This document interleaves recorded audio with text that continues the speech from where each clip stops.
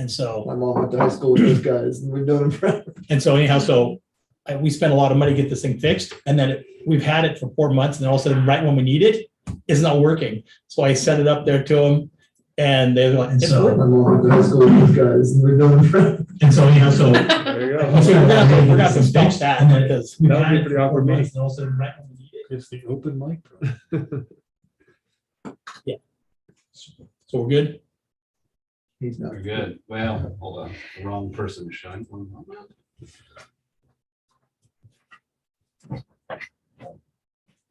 Behind your head. She flexed that thing. That's why Kai grows all that hair. So I'm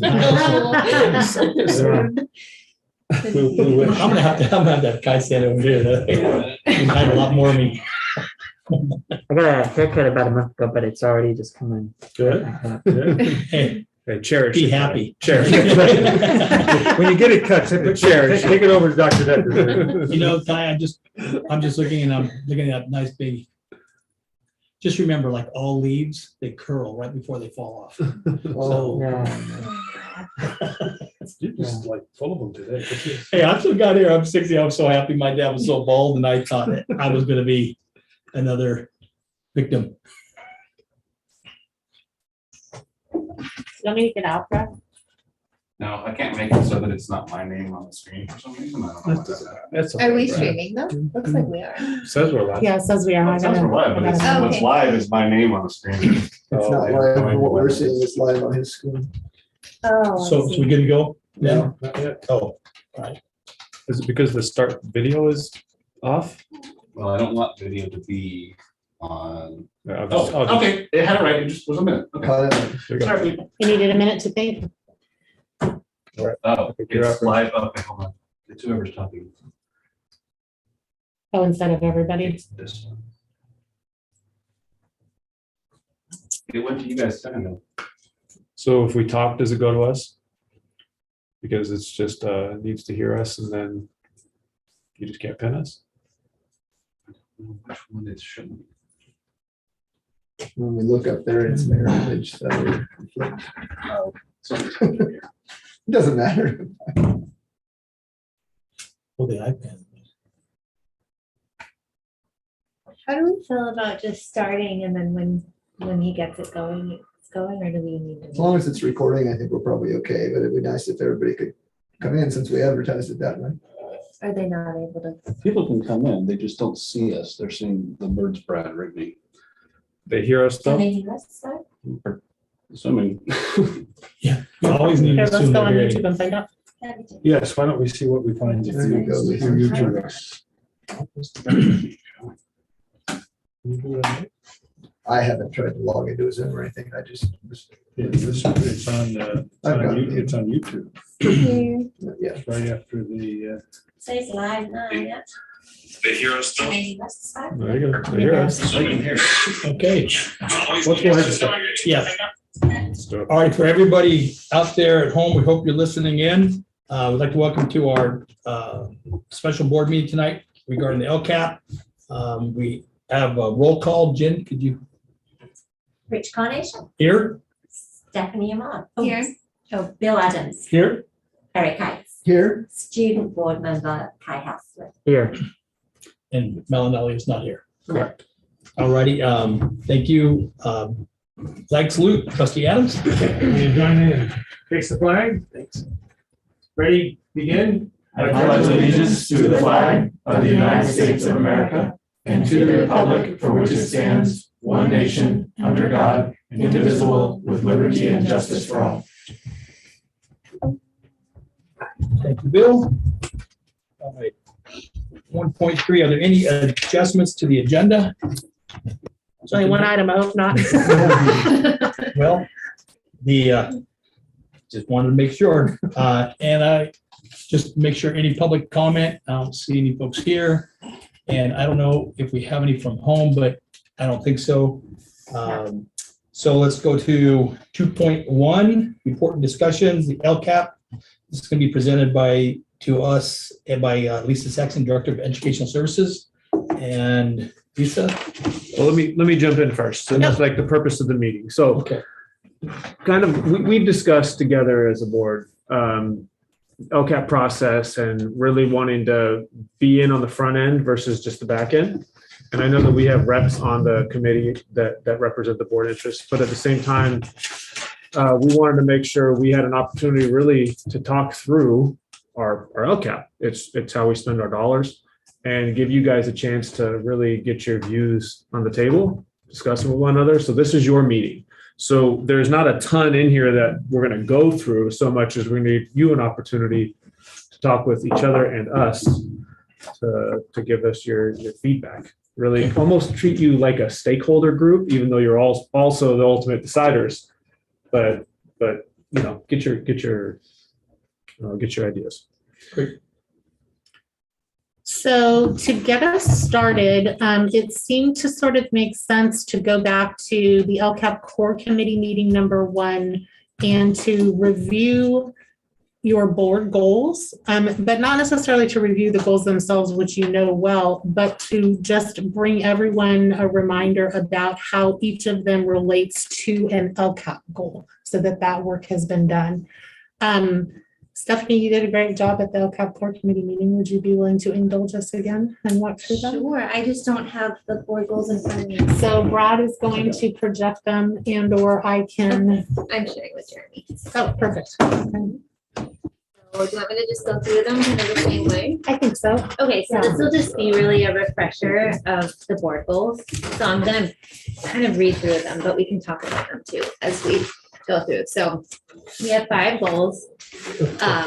First one, and I don't think they're listed in order of importance, but I think financial stability is kind of an important one, and that's why it's first, because we need to have positive certification and have everything work. So financial stability, the district will meet the funding needs of the district while maintaining financial stability. And then we have our indicators of success. So continue to receive a positive certification from the Sonoma County Office of Education. And then we have develop and implement a viable multi-year plan that maintains solvency while remaining competitive. And the multi-year plan will be built so as to do several different things: mitigate the effects of volatility in funding, plan for future replacement purchases, maintain the balance between personnel and student enrollment, and discontinue deficit spending unless specifically planned for. And then the other indicator of success is ensure that schools and teachers have the resources necessary to provide a well-rounded comprehensive education. So then on the right side, you see where it corresponds to the LCAP goal. So this corresponds to LCAP goal #1, and I believe there are 4 LCAP goals. Okay, so second goal is student engagement. The district will provide a comprehensive learning experience that prioritizes the engagement of all students, regardless of background or ability. Our indicators of success are ensure that all students feel a strong connection to the school that they attend, develop and implement a comprehensive multi-tiered system of support in all schools, provide equitable opportunities for all students, regardless of gender, race, and or socioeconomic status to find success, and provide opportunities for students to engage in a well-rounded educational experience through high-quality core instruction, elective offerings, clubs, and athletics. Any discussion on those before we move on? Okay. The only thing I would mention is that last one you spoke of is really Windsor High School focused. It doesn't really catch the younger grades and such because we don't have the core, we don't have electives, things like that. And I think, just so you know, when I put core instruction in there, I've really meant first instruction, best first instruction. Okay. But I know what you're saying. That It probably might read to others as like, oh, insiders. that's just the high school core system. So Yeah, that's true. It I probably think should our be- minds go Yeah, to we- core because we have cores. you could so- put Change We that. could fix or- that next year. Potentially. tweak it some. But to his point, though, I think it certainly would at least be more middle school, high school, because that's where more of those activities, of those specific activities, Yeah. are kind of. We do have other geared. things like music and art and things like that. Another way to describe it, how I've heard it described in lower grades is enrichment. So maybe we just Yeah, add in we could add term. that. We'll do that next time. Not a deal breaker, just a suggestion. along the way. Totally, yeah. Okay, student success. The district will provide a well-articulated learning experience for students in order to prepare them for life after high school graduation. Indicators of success are ensure that students enter kindergarten with adequate background knowledge to engage in grade level learning, improve grade level competency in third grade reading as measured by iReady and SBAC, improve rates of integrated Math 1 competency as measured by standards aligned common benchmark assessments, continue to exceed the county and state average for graduation rate, and continue to improve the percentage of students that qualify as prepared for college and career. Any comments on this section? All right. Human capital. The district will invest in employees so that they may realize their full potential and best meet the needs of our students. Indicators of success are strive to provide a total compensation package that is better than average with regard to local comparable districts for all classifications. Establish and refine recruiting, interviewing, and a hiring process that is identifying a broad range of candidates, ensuring that they are reflective of the Windsor community, reasonably reflective of the Windsor community, and that results in hiring the most talented and effective individuals, and identify and develop talented district employees for promotions through succession planning. And we have provide professional development for all staff that supports career growth and development over time, and increase the percentage of staff reporting that the school is providing a safe and positive learning environment. Just so I believe this is the case, but just want to make sure everybody's the same. But these are just bullet points. There's no particular order or weight to any one of them. We It's just in the original, we discussed that, and it was, you guys actually said we don't want to do it that way. Right. We wanna put them in. Well, it's just more for the folks at home. Gotcha. So I gotta say, these are pretty good board goals. Yeah. They're pretty good. And then along the way, we had one, I think, in the first category under financial stuff. We have a yellow highlight. Is there, It was new for this year. that's what I was expecting to so hear. I we- just wanted to make sure people realize that's not the focus area. That's just something that we Just to have highlight added the in for change. new consideration. And last goal is community. The district will establish and cultivate mutually beneficial relationships with the many different community groups in the town of Windsor. So our indicators of success are communicate consistently with the community regarding important district information, routinely update the district website and social media accounts to adequately keep the community informed, engage in continued dialogue with the town of Windsor representatives so as to effectively plan for the future development of Windsor through collective impact. And lastly, continue to actively engage community stakeholders and service organizations in the educational decisions that affect students. Stuff. And so, let Lisa take over this here, but when we had discussed things together, we wanted to make sure our board goals were a part of the LCAP process. And so that is in the first meeting that they had, that's why Stephanie actually presented to make sure that we can really combine these two things and make sure they're driving together. Lisa, the show is yours. So then, Brad, if you can go to the next attachment. And make it nice and big. Thank you. I'm further away. good man, Eric. So there are, of course, as you know, metrics attached that specifically reflect the more specific goals or measures of success in the board goals and their relation to the LCAP. What you see in front of you now probably looks familiar to you. This is the timeline, as it were, that I sit down and work to establish every year. And I basically start from the last board meeting in June, where we have LCAP and board adoption. And then I work backwards to make sure that we can build a thoughtful, inclusive, and complete stakeholder engagement process that gets us through the ability to unpack all of the data that is substantive for that given school year in relation to not only informing ourselves with progress in this year's current LCAP, but also to inform the next year's step. So it's written as a 3-year document, as you know. So it's written for 21-22, 22-23, and 23-24.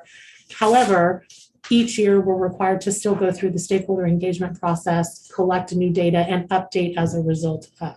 So we've written 3-year goals and left the in-between blank that will update each year as we get the updated metrics.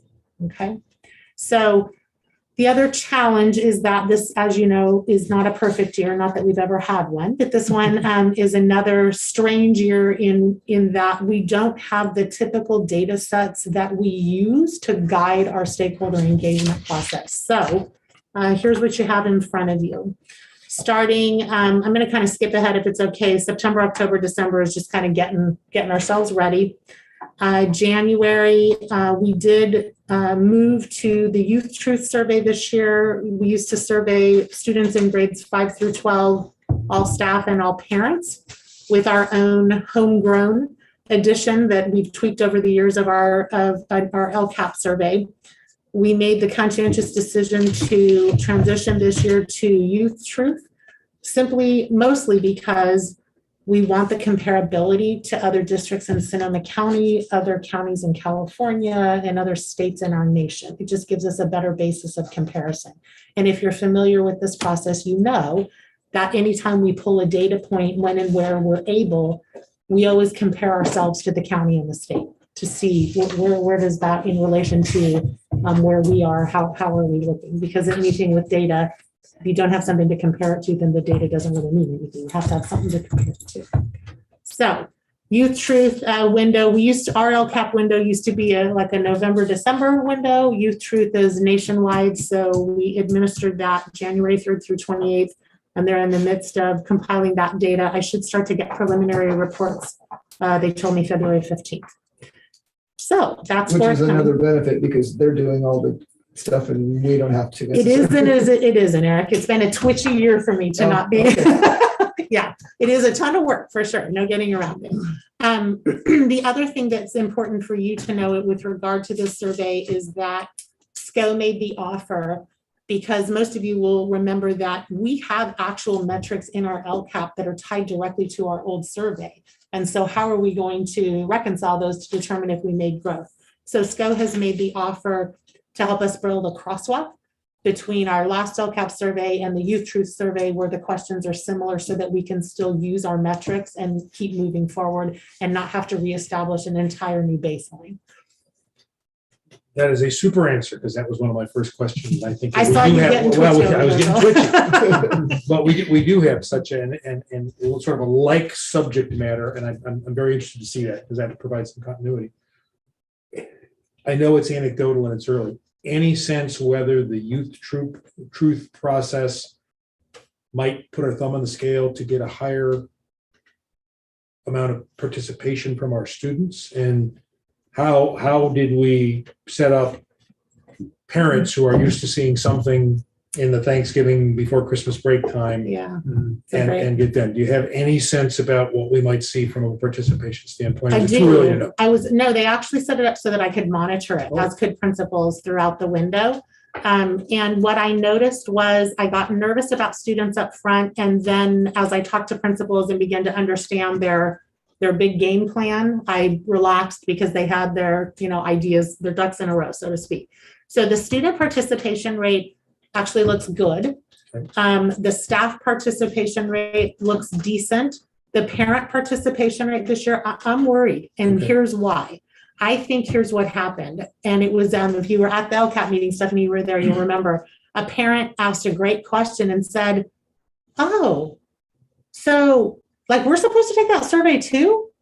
And I said, yes. So we're surveying all school students in grades 3 through 12, all parents and all staff. And she said, oh, yeah, I got those emails, but I saw that it said Youth Truth. So I thought it was just as, letting me know as a parent that my kid was going to be taking a survey because it was Youth Truth. So I immediately was texting people at SCO going, oh, this is really good feedback, and to principals. So I don't know the degree to which we were able to save it because our Lcap meeting was on the 27th and the window closed on the 28th. So we were trying to, hustle forward, but they did tell us that they were able to catch 3 other districts and correct that because we told them that information. So we helped 3 other districts in Sonoma County increase their parent participation rate. Did the Youth Truth survey have a bilingual component as well? Yes. Okay, good. Yes. Thank you. Maybe they might change the name of it So that way it's not. We'll just have to message it properly. Yeah, I just think we have to message it carefully so that Yeah, parents okay. understand Good. we need them to take it. Yeah, as I well. mean, I probably shouldn't admit this in a live meeting, but I did not know it was for LCAP.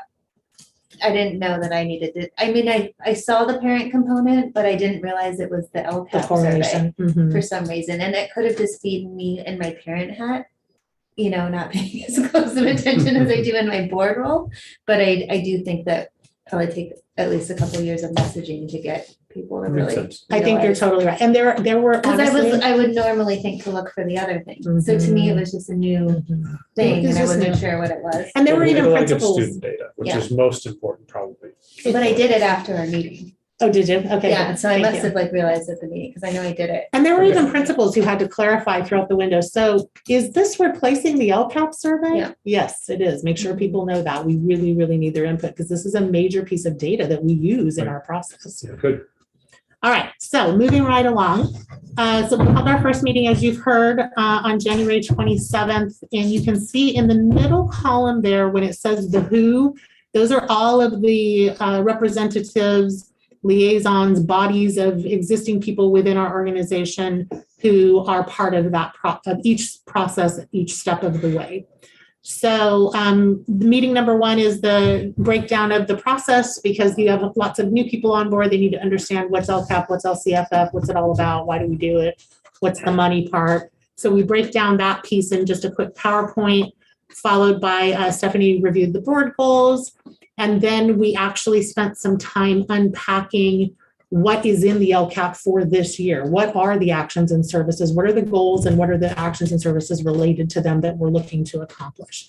And we actually got fit through all of it. I was kind of impressed. I didn't expect that we would, and we did. People were very efficient. So we're able to do breakout rooms and do a little jigsaw, and people taught each other that. So then February, so our next meeting is looking to be February 24th, hoping to be able to do that in person. And it's looking like maybe we will with the different county restrictions and how they're lifting. I'm feeling excited about that. So in person just feels better. We will review the Youth Truth Survey results at that meeting. It's a little bit of a tight timeline, so I'm a little nervous, but I'm going to stick to it because I think we have to keep moving. And then, as you all know, if you want to continue this process, I would also include it as an agenda report discussion item at a regularly scheduled board meeting to also give another public venue for people to walk through the process and understand the data, not start to finish, obviously, but the salient points as we've done in the past, particularly those tied directly to our metrics. And would you think like March for that, or how soon after you have those survey results? Vet 'em? You know, if the practice run bill is on the LCAP meeting on February 24th, then I probably could get it on the March 10th board agenda if there's time. I know that there might be other. Okay. That's the I don't know how meeting packed that agenda We is. but moved a meeting in March, so it might be That's sooner the than you meeting. expect. I think That's it's the March one. 10th is the It's one. March 10th. Yeah, was the Okay, on the 17th, I think. Yeah. Okay. So I could, All right. if not April. Yeah, okay. All right, so then moving along to March, again, this is a different year. So I typically, in December, January, February, I would be walking through a needs assessment, which is all the data that's not included in the dashboard. When the dashboard refreshes, typically in November, I'd be bringing that information in December, January. There is no dashboard now, won't be for a couple of years. And so we have to adjust. I also typically would be providing the annual report of student achievement with all of the SBAC data and the growth over time and the cohort growth models and the significant subgroups. And because we didn't administer SBAC for the last 2 years, we don't have that data either. What we do have instead is iReady in math and reading. You got an initial report for last year, as you'll recall, last June, I believe it was, when we reported that to you at a regular board meeting. This year, after window 2, we will report out those results, the growth results, so that we established baseline in August, September. And then window 2 for us is going to be February 14th through March 11th, so that we can give you some best data available with regard to standardized scores in reading and math for all of our students in grades 3 through 8 and 11. Okay. So that will be shared out as well at the LCAP core committee. Begin to engage stakeholders around conversations and where improvements are needed. So then in April, I'll walk us through the LCAP mid-year update, and that is just that. Given all of the actions and services we set out for ourselves this year, where are we? Are we getting there? Does it seem like we're on track? If not, do we need to tweak things? Do we need to throw things out the window and start over? Where do we need to go? And how should that inform the 22-23 update of the LCAP? That brings us to the ranking activity. So based on, as you know, we'll collect all of the stakeholder priorities based on what we learned from the survey, what we learned from the iReady growth data, and what we learned from the mid-year update. From there, there will be various topics that will come up as priorities, right? All of those will get laundry listed in no order of priority, much like your current board goals. And then we will ask stakeholders to rank them in the event that they were in charge of all of the resources in the district, and they got to decide where the resources were going to go, what would be first priority for them, what would be second on down the line until they ranked every single one of them. So what we've been doing traditionally is the LCAP core committee participates in that activity. The DLAC, District English Learner Advisory Committee, participates in that activity. So that's a cohort group. The district leadership team does it. So all the principals and directors, et cetera, and department leads. And the board does it as its own cohort as well. From there, we can see the cohorted priorities if you just look at cohorting, but then I also put them all together to develop one overall prioritized list. And I bring that to you at a later date in the spring so that you can see all of the priorities that were extrapolated from the data unpacking over the course of the school year, prioritized by all of the stakeholder groups, cohort groups, as well as one aggregate. And then what has typically happened in the past is about 5 or 6 of them kind of float to the top as the most important things that body of people has established as priority for focus in attaching metrics and resources and actions and services for the following school year. I'd make the comment that in past years, not always, but a couple of times when I was on the core committee and such, that's kind of where the disconnect between what the committee felt and what the board felt for goals kind of went sideways a little bit. So maybe prior to doing the ranking at that meeting, review the board goals maybe, or reinforce that these are the things that we really want to make sure we're conscious of or aware of prior to doing the ranking, or as you do the ranking, think about how some of these could connect a little bit. Sometimes the ranking shows up and then it has almost nothing to do with the goals again. And I've been guilty of that as well. Oh, excuse me. Lisa, was this the first year that you included the board goals in the beginning for LCAP? No. You've done it. No, we started it way back when Steve Jorgensen was So superintendent. you Yeah, always we talked about that in the past, but a lot of times the ranking and the goals don't ever come together very closely. Understood. Okay, so review board wanna- goals Do you want us prior sit to down? ranking activity. You good? Okay.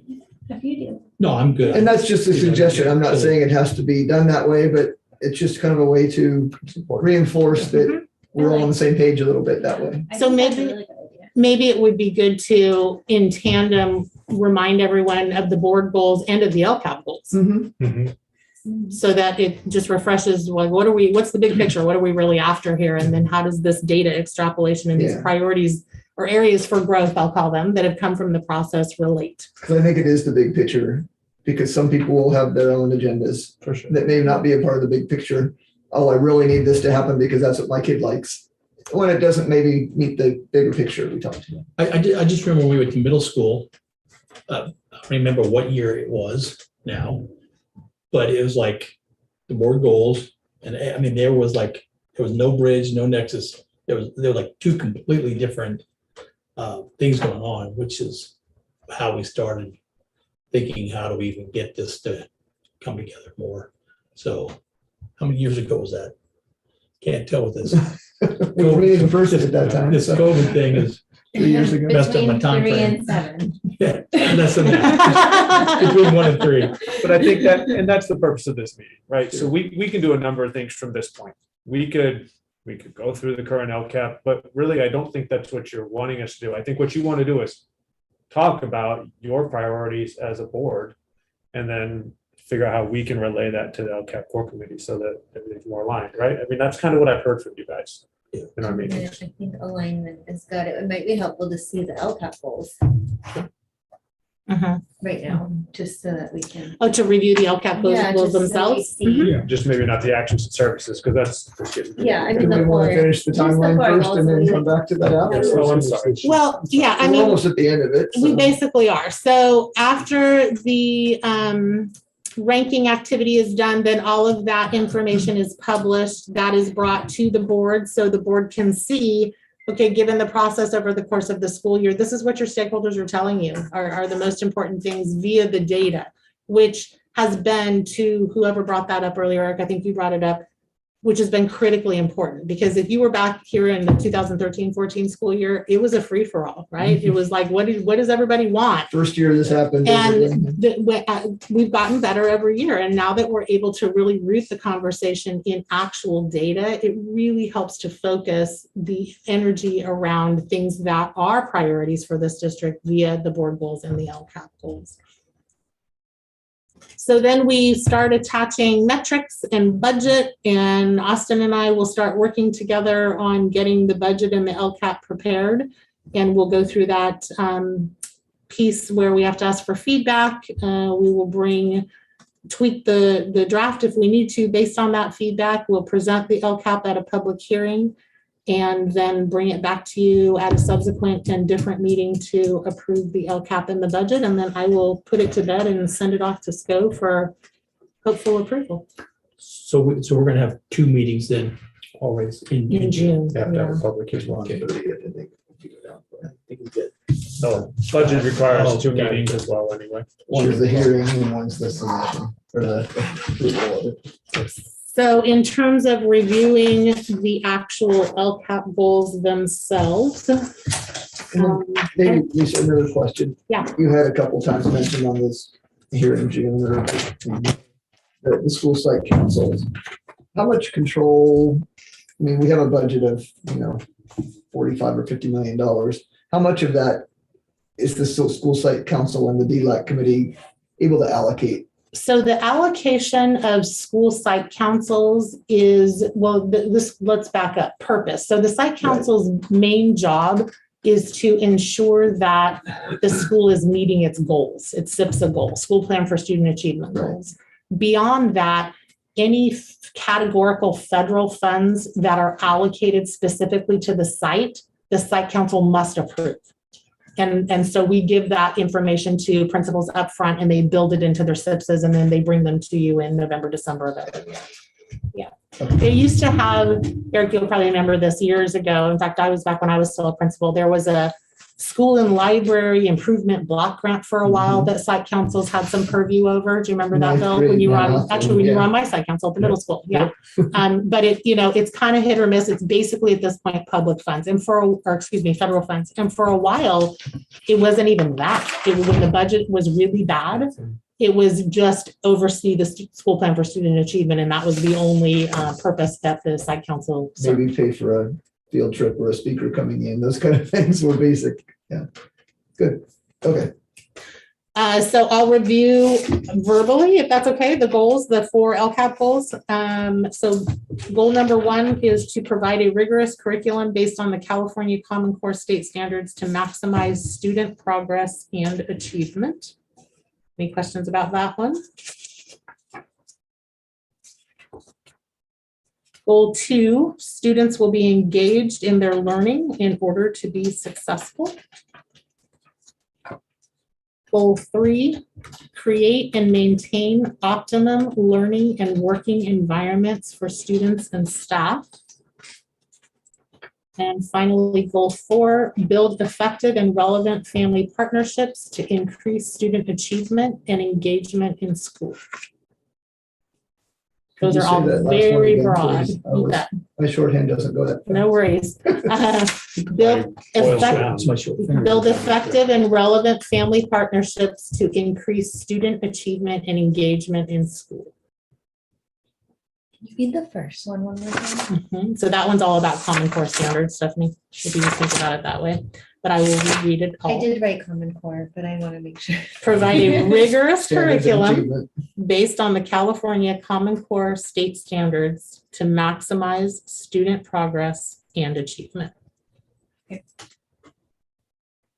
So super broad goals, and that's by design, because the more, well, the first year, for those of you who are here, 13, 14, we had 18 goals that year. I almost died. We all. So we got smarter the next year. And in some of these, there's some mandatory pieces of the LCAP, and we overlay those state mandates Yeah. into our 4 self-defined goal pillars. Exactly. So there are eight areas that must be addressed in the LCAP, and that's per ed code. Right. And so what I do every year is I go through and crosswalk them so that all 8 areas are spoken for and addressed via the 4 overarching goals. One of the things I've seen in other districts is that they'll make 2 foot by 2 foot posters of the LCAP goals, and they're posted in classrooms. They're put in, meeting rooms like this, so that it's always in the front of your mind that that's where our focus should be.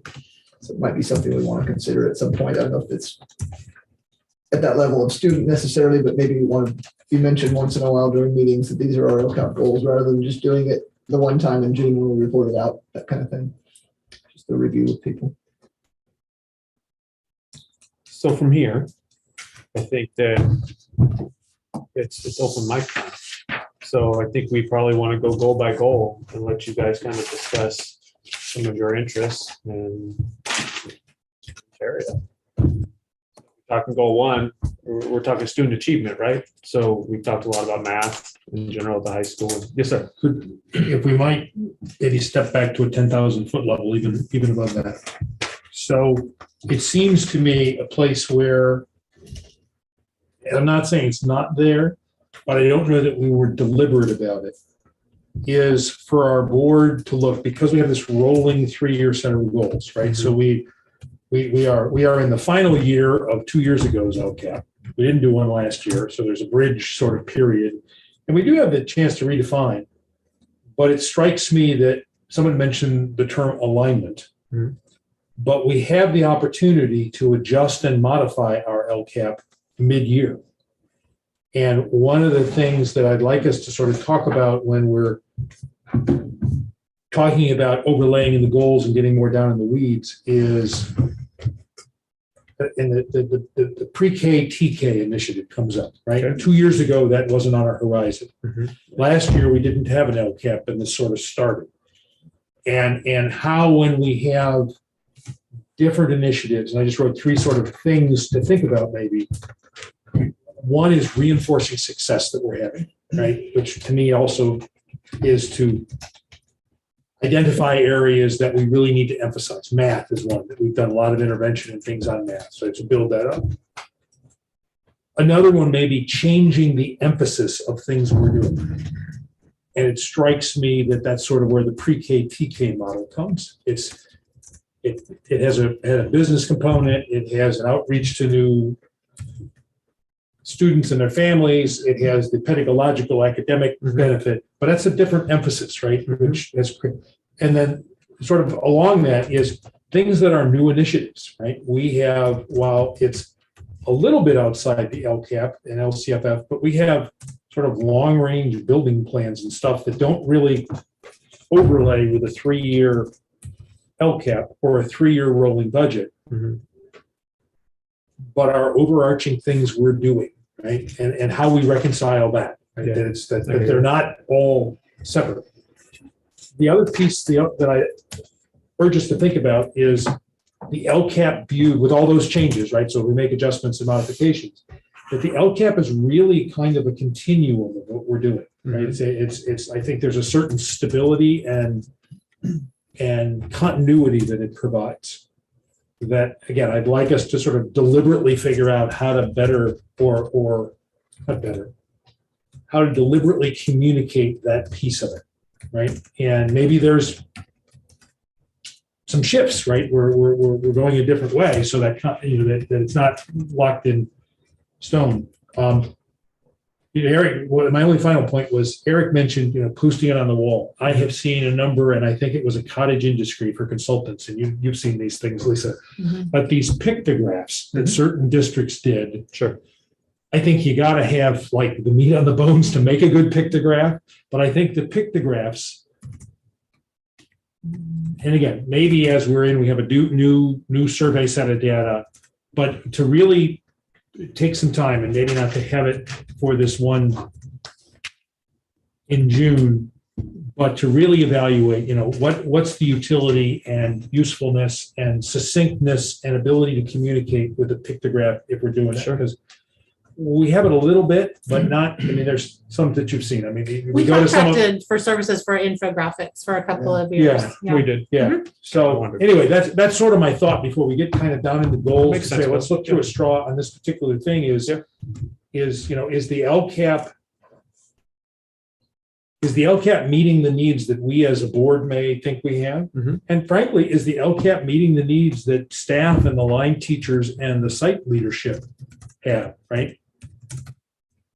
And in doing that, organizing our priorities and our resources in a way that is understood by the 95.5% people who are not part of this stakeholder engagement, and particularly if we've had a little fallout of parents not understanding that the youth survey included the youth's parents.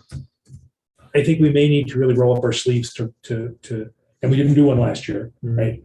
To push back out to parents. We almost got a new paradigm we can start with them about Lcap. I'm not sure what it should be, but I think it's a rare window that we should think about how we might build upon that. And I was just so refreshed when I heard you say that SCO was going to help reconcile our data sets with subjects about, do you feel like you have a trusted adult at school? I bet there's 2 or 3 questions in the youth survey, but they're not exactly, right? But we can say, all right, that question 63 and 67 from the old survey really is that. So that's sort of my thought. And it's not organized, but it strikes me that we should talk through those things about, is the Lcap delivering whatever we think it might deliver? I don't know that we know.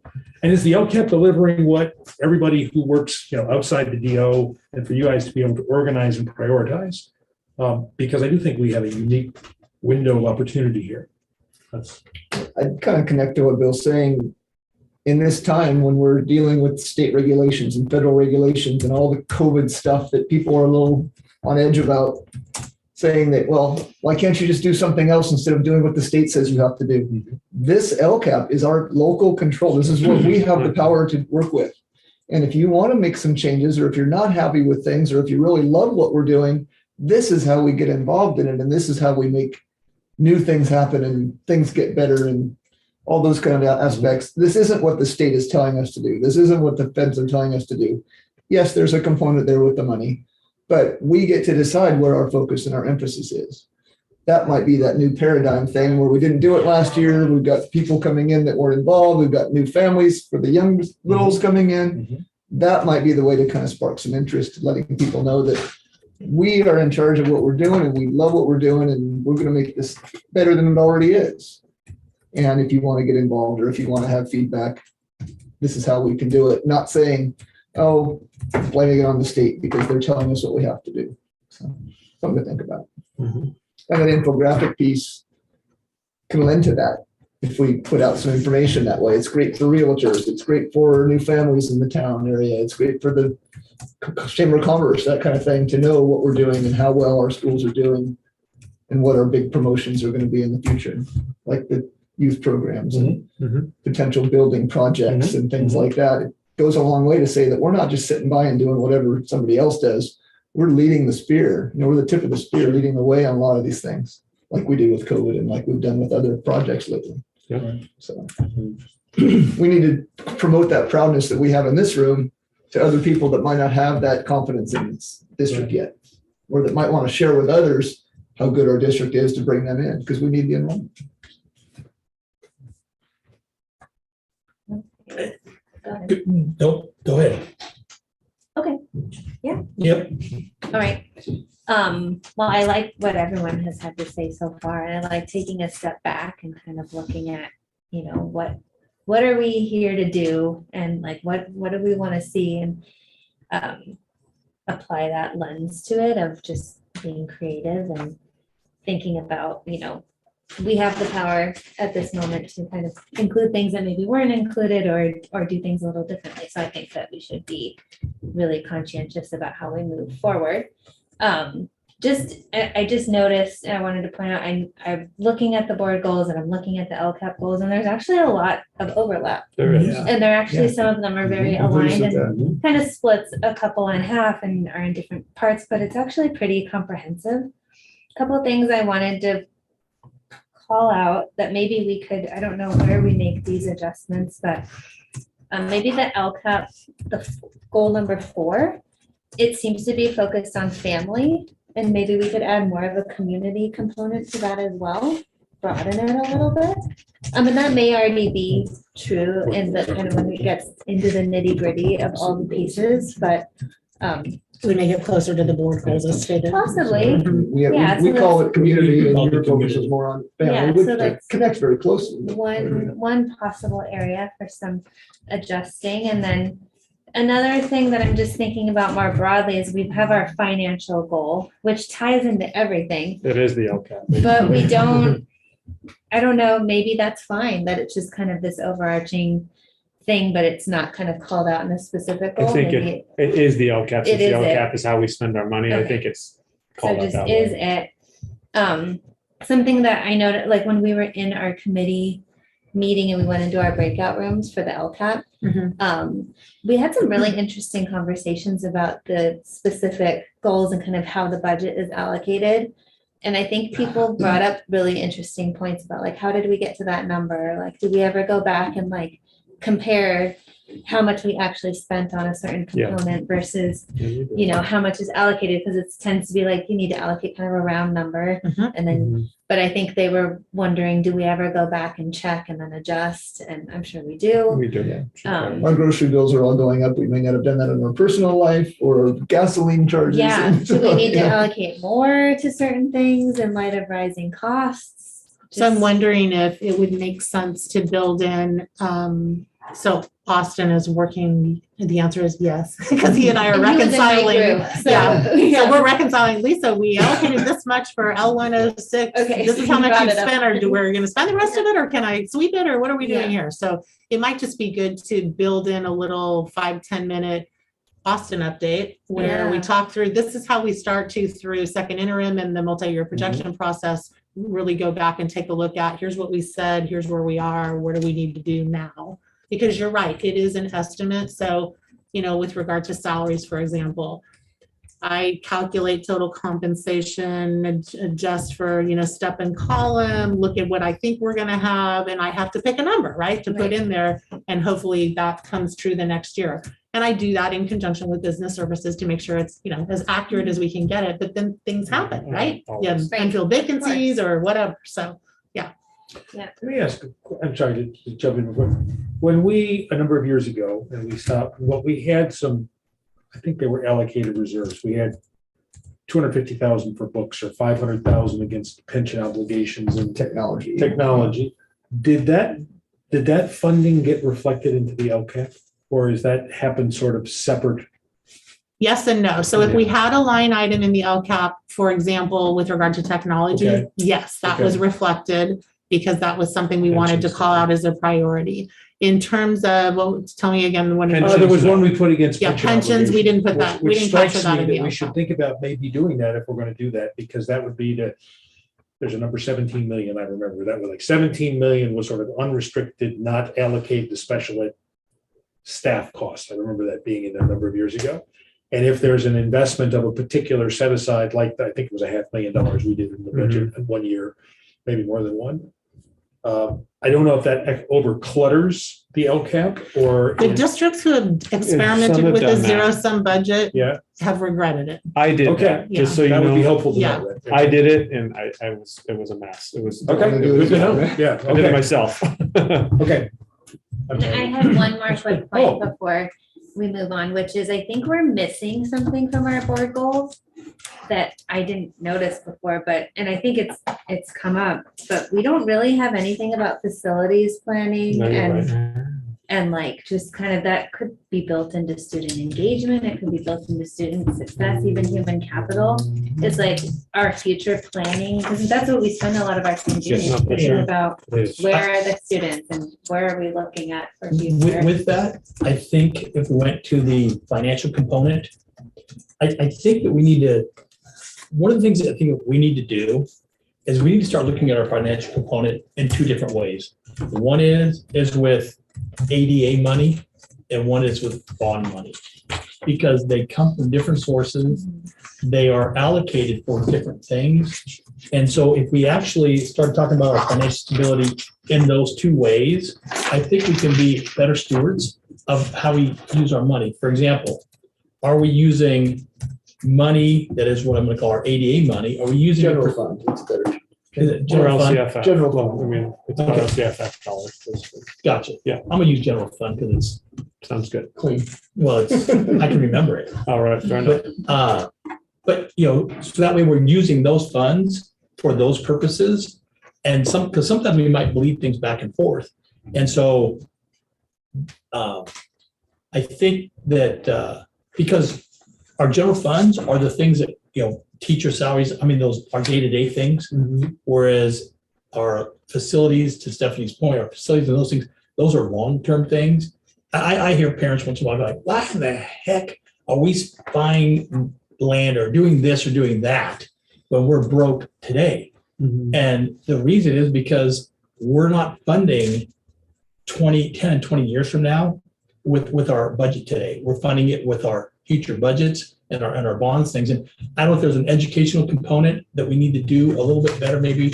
I don't know if it's a little bit better, but probably a little bit so that we just kind of show folks, because it's just different money. And so I think if we take that financial thing and we talk about our financial stability as we're working on our yearly budget, but also on our facilities and things. Maybe Bill's got a better way to. No, and I would actually add a third prong, because I think in the colored highlight that we added out of last year, as I recall the conversation of identifying and capture additional sources of revenue, it was a third path. So there was the ADA, LCFF money and the concentrations and the stuff that we get weighted, right, depending on our demographic makeup of our students.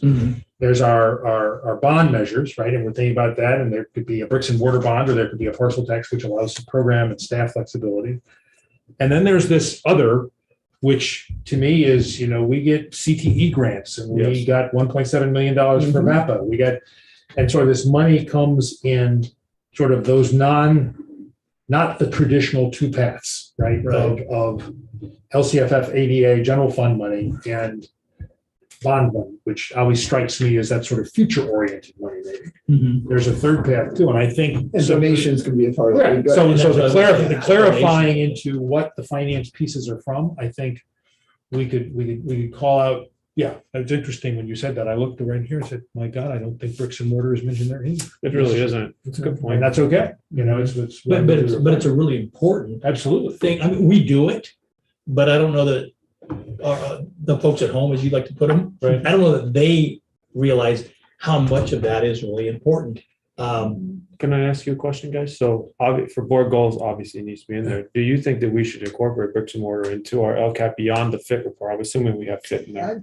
We do. So if you were going to add It's more, a it would be 3-year under thing. goal 3, if you wanted to add additional actions. But right now, it was specific regard to facilities. It's the fit report is the metric that we measure ourselves against. Being that rolling 3-year process you talked about, we don't necessarily have a rolling 3-year process for our building projects, Usually for longer replacements, term. and for all the other things. We have money in lieu of, but we don't necessarily have that master plan we've always talked about. That what are we It's going to do coming. 10 years It's from now? coming. It's coming, but we haven't used that in the future or the past few years.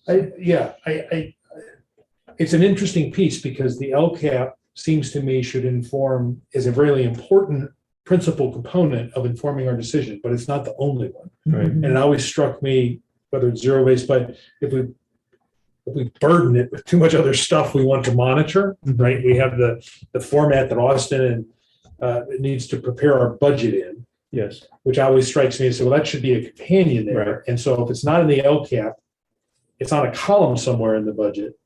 And I'd like it was sort of all together. But to your point, from number 3, Lisa, if we have, looking into our 22, 23, and 4 and 5 LCAP, the one we're approving in June, is very likely to have pre-K, TK programs that are going to have certain objectives for. It's required. We have to have the pre-K, TK Well, stuff. but the program, but also that piece to say, and we need a place, Facility. and should Yeah. that place show up? I in see there? what you're saying. Yeah. But And stuff. if there's that and stuff, right? So, Yeah. But the place and the repurposing of, let's say, some of our existing facilities may not be a smooth fit for the LCAP kind of actions and services, Right. but it could be an action of services that says, we're going to have repurposing and identification of places and stuff. Yeah. Maybe with different kinds of money than is the LCAP, but if we don't capture it there, I don't think we capture it anywhere. So here's I agree. another thing to look at. So what I'm hearing from some of you makes me envision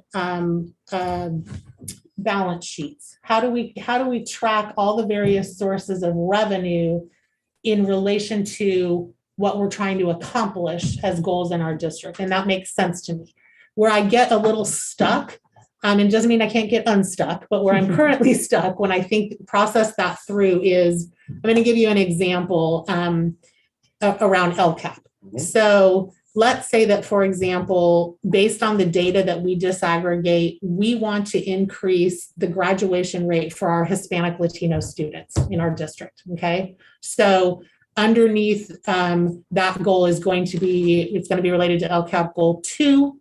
And the action and services are going to have to relate to specific metrics that are going to move the needle on the Hispanic Latino graduation rate. So when I look through all of the LCAP actions and services, I can pull out things like, well, summer school is going to help with that. Our AVID program is going to help with that. Writing 4-year plans with kids will help with that. CTE pathway completion rates will help with that. DLAC parent education is going to help with that.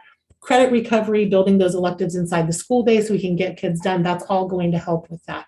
So where I'm going with all of this is, if you're going to overlay some of your bigger projects into LCAP as a tracking device, how are we going to attach an action and a service that we plop into the LCAP to a metric that's going to move a needle somewhere? Yeah. That's where it gets tricky and I get stuck. So, like I Could said, be that pre-K, TK, 3-4-year-old programs, whatever we want to call them, the new terms, will lead to better third grade reading rates and will trickle up, not trickle down is the term you usually use, but we're going to progress up the ladder to where, 10 years from now, those kids who've had that extra year or two are more prepared when they get to high school to make that graduation requirement, to make that college and career readiness benchmark that we're looking towards. And if I can jump in on that point, because that was actually one of the things that I wanted to kind of bring up, and I don't know how it fits in, and that's why I kind of wanted to go kind of last, because you guys have all had some really good comments. But the thing that I'm concerned about is, and I think we have an opportunity, is with the new TK, little 4-year-olds coming in, but also I don't know how to get it all out. So what I'm concerned about is, we've already had issues with third graders not reading as good as we want them to be, right? Not just our district, just in general, all the way around. I'm listening to a lot of different folks talking about different things, and with the kids and teachers wearing masks these last year and a half, 2 years, right? A lot of kids, they see lips, they can read lips, that's how they're developing a lot of their speaking and their reading, and a lot of kids are having some challenges right now. So I'm wondering, is there COVID money? Is there, LCAP money? Is there some sort of money that we can put aside and maybe reorient the way, and I don't want to say reorient, I don't know if the right word is, but we know that kids are missing some sort of their education and their development because they're not seeing people's faces when they're talking. I don't know what that deficit is that they're missing right now, but I'd like us to be able to focus on, and I think that if we actually made a concerted effort to learn what it is that the kids are missing and focus extra time on that. Because you might think, well, fourth grade hasn't even been, the 4-year-old hasn't been in school. No, they've been in daycare though, but they've also been wearing masks and also not picking up a lot of the things that they normally pick up when they can see facial expressions and other stuff. So Nonverbal cues. the non, and things like yeah, I mean, so yeah, I appreciate, I'm working my, I don't know what a lot of the terms are, but I'd like us to be able to reorient part of what we do. So that way, when we start getting these 4-year-olds and all the way through, catch the kids up in some of the areas, these nonverbal ways that kids normally learn, catch them up. So that way, to Eric's point, so that way 10 years from now, we're not having a big block of kids that are having issues with certain things in middle school and high school that we could have solved a lot earlier. Sure. So that goes to that investment and whatever, but I think that investment, it might be a non-traditional type of investment for a period of time to catch kids up in an area that they're having challenges with. Mhm. And so. And that's the whole purpose of this. Yeah. Right. And that's kind of the same connection we made a few years ago when we realized that, the middle school math curriculum was not the same as the high school math curriculum, and they were talking to each other basically. And so we found a common denominator, and hopefully within the next several years, COVID kind of threw a wrench in that maybe. Those kids are familiar with the terms, are familiar with the concepts, and they're marching along at a better pace and not getting this far behind. So So Can I with address our Bill? with our LCAP and it's being a 3-year deal, Mhm. maybe for the next 3 years, that might be one of the things that we focus on. We've had 2 years of kids basically wearing masks. Mhm. The masks are going to go away. We all know it's just, anyhow, they're going to be gone away pretty soon. So by the start of next school year, I personally believe masks are going to be gone by that point. I'd like us to, like we've done in so many other ways, Windsor being ahead of things, get ahead of this and find some programs that our teachers can learn about and understand, and then implement to our younger students that have missed out on some of those developmental things. And kind of, we used to give 20 minutes to an issue, maybe we're doing 30 or 40 minutes. So make up some time, help our kids catch up and then get ahead in those areas. So that way we don't have big problems down the road. And we're having those discussions for sure. And your point's well taken. Thanks. Before, I want to address one thing, not one thing, but just you, Bill. So I think what should be encompassed in the LCAP is an important part of this conversation. I don't think facilities should be in there. I think that we should have a different stream. I think it should be our facilities master plan. Okay. Is our place that is all in. It's got a budgetary component to it, and it's very clearly a document that we will use, just like an LCAP, same process, actually. We got stakeholder engagement, and we do a lot of stuff. So I think that's where it should live. I didn't think you have the LCAP. I will tell you, I have tried to do basically a rough draft budget where I do every single thing myself at a much smaller budget in Cloverdale. It was a lot of work, and it really was just used as a place to pull out of and then dump into other documents. I don't think it was that effective. So you're saying, so LCAP, not. I say But LCAP board- is, but board goals, we might have. yes, end up board goals is different. Have a That's couple it's a different different function. things. I have a question. Okay, let me make sure I can remember it. So I get it that it doesn't make sense for for facilities to be in the LCAP just because of what it's designed to do. Fit's required, but beyond that, I don't know. But I guess I'm wondering is for purpose of the LCAP committee, Mhm. since we don't really have the same type of committee looking at facilities or looking at other We things. will though. Oh, we will have a Yes, committee. that's looking- coming. So with our Okay. facility master plan, we will have a large committee that does I it. guess what I'm getting at is it would be great if they could at some point talk to each That's other true. so that we're aligning, because like I get what you're saying about the metrics, but then having certain places to be is also extremely critical for success as Yeah. well. And I think we saw that with a year of distance learning, that school actually is a place. I think we all kind of came to agree. School contributes to education. And that being like the facilities matter and being in a space matters and the type of space matters. So So kind of like the example that Bill and I were tossing back and forth earlier about the crosswalk between Yep. the old Totally. LCAP survey and the new Youth Truth survey.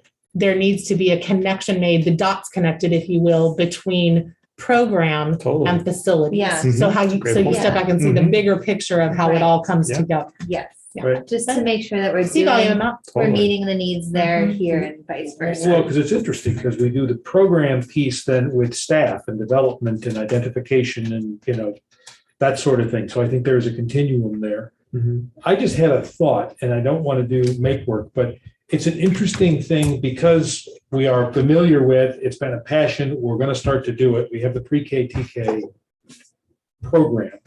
That if you were going to take that initiative and overlay it somewhat into the LCAP for those LCAP-ish things, Mhm. and the facilities master plan for the bricks and mortar, the only reason I was thinking is there's places that are going to be established, transitioned, and occupied here in the next 6, 12, 18 months. But from that initiative to think we have it going, and it strikes me that would have been an example. This is not a criticism. I'm just thinking in terms of sort of the modifying, adjusting dynamic LCAP to say, look, we've got this thing that came and we had a vacuum of LCAP last year. We didn't do it. Now we have this pre-K, TK program, broad, business, community, a lot of different pieces. Some of that seems to me, maybe most of it, falls somehow into an LCAP kind of. I Absolutely. think so for sure. As And does and the before and question after to me school would care. be, when we have that new, and I hadn't articulated this before, how would we do that? Because I think because we are collectively familiar with what sort of your vision was and how we're moving forward, and Heather Bailey's putting out press releases, for God's sakes, we got to do it now. That could be a good beta testing example to say, all right, if we're gonna build new, and that's a new notion, right? We put notions in for a dynamic LCAP. How does that work? And we could use this pre-K, TK almost as a board and your DAT, DLT team training to say, here's an example about how we can not get new stuff. But we don't want a static document is what I'm hearing. Yeah, and so it seems to me that that's like a ready-made process that's Yeah. underway, live right now. Yeah. That we could use. And again, I'm thinking we'll get and give a little guidance, but we're, with the survey done, we're gonna have a largely populated LCAP, for June. And I'm really thinking over the next 15 months is sort of what we're talking about. Not a dramatic change of the rudder for June, because that was too crazy. I think it will be a dramatic change, Bill, Will it? because Okay. we are required to add all of the TK pre-K stakeholder engagement Okay. process All to right. our LCAP. So what I envision is that everything that we learned this year in terms of program planning and facilities and budget and action metrics, how are we going to measure our success with this program, will absolutely be incorporated into 22, 23. Okay. But then what I will have to do is, with everybody's involvement and input, determine what are the metrics and how good is it going to get at the end of the 23-24 school year, because that's where I have to say, Mhm. this is the growth. So Mhm. we'll establish a baseline. It'll just be a 2-year cycle, right? Because Right. this is year one we're in right now. This is the planning year. Right. So 22-23 will be baseline, and we'll have to fill it in at the end of 22-23, but we will have to predict and say, what's the goal, then the Okay. metric we're going to measure ourselves up against. And I'll add that to 23-24. Yeah. This year. for I the think next year that would be thereafter. very instructive to us as a group of the 5 of us, the 6 of us on the governance team. You're here as the 7th member. You're here to guide your counterparts. For us to kind of have a reminder about how this works. I think that's part of the piece that collectively I feel we're a little detached from that. Not for giving guidance. I mean, just don't. And I was on the very first one with you back in the day when we did make it. Just pulled stuff from the air before we had goals. And I feel that it's a little, this would be a good cohesiveness building piece to say, here's how we're doing it. Is this proceeding in the manner that's most effective? Is it most helpful to you all to be able to implement it? Is it capturing kind of the vision that we think we have about it? And I will just add that you all were fortuitous, because in your board goals under It's there. student success, it says ensure that students enter kindergarten with adequate background knowledge to engage. in Dang, grade look at level that. Okay. DRDP, it was all right there. We're ready. Okay. So it's just a matter of identifying the metrics, the budget, and bringing it all along to get it into the And- LCAP. Since we're on the forefront, instead of waiting the 3 years, tell everybody else did the work for us. We don't know if there are metrics for 3 and 4-year-olds yet. We don't know if there are goals of achievement. We don't, it's not really out there yet. What it'll be is the DRDP. Yeah, it's It's, there. We it- have it's, it. it's basically kindergarten readiness. Yeah. Yeah, That's what it's gonna be. but it's gonna be for us to kind of establish our own and You got it. set the stage for what others might want to copy down the line, kind of like what happened at Cali 20 years ago and things like that.